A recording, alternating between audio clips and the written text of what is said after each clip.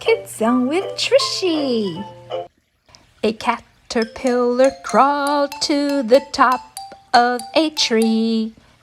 "Ooh, I think I'll take a nap," said he.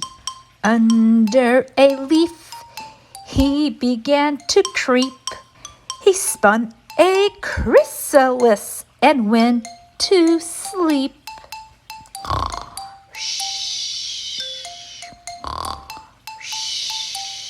Do you hear that sound? I think it's a caterpillar sleeping. Spring came along and shook him and said, wake up, you sleepyhead." Out of the leaf he spread his wings to fly.